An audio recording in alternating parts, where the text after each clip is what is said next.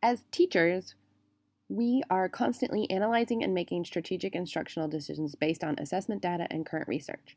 We're monitoring and evaluating all student learning and engagement using multiple assessments, and we're encouraging and motivating students to understand and monitor their own assessment data. One way I'm able to connect each of these is through the Reading A to Z website that we use in my school and within my classroom. It's used school-wide to assess our students and their current reading levels. I regularly assess my own students not only on their reading throughout the use of A to Z's running records, but also through assessing their comprehension with questions that accompany the stories the students are reading. In addition, my students are encouraged and motivated and monitoring their own data in two ways. Throughout the website, the students can gain points and incentives for every story they read and comprehend correctly, and in the physical classroom, we can monitor our reading levels, words per minute, and number of books read through the use of personal fluency folders, where students are able to graph their own progress.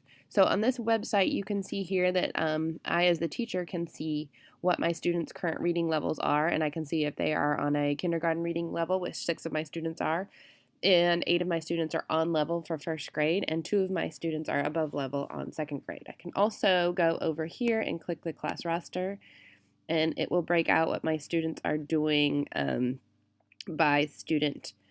And I can also look over here with the skill reports, and I can see how well we are doing on our comprehension skills and also on our Common Core standards. So it breaks it out by standard, and I can see which ones we are excelling at and which ones we need to work a little bit more on. And it even goes all the way to the grade 2 standards, and if there are 3, 4, and 5 standards as well, depending on what the students are reading. We also use, in addition to this website, we use a fluency folder for each student. And here you can see my student Emily's fluency folder. And this graphs her words per minute that she has been reading, and that is something that we keep monthly. We started these fluency folders in January, so this, or words per minute fluency folders in January. So this is her words per minute in January, and she went down a little bit to 61, and she's moving back up to 65 as our passages get a little bit more difficult.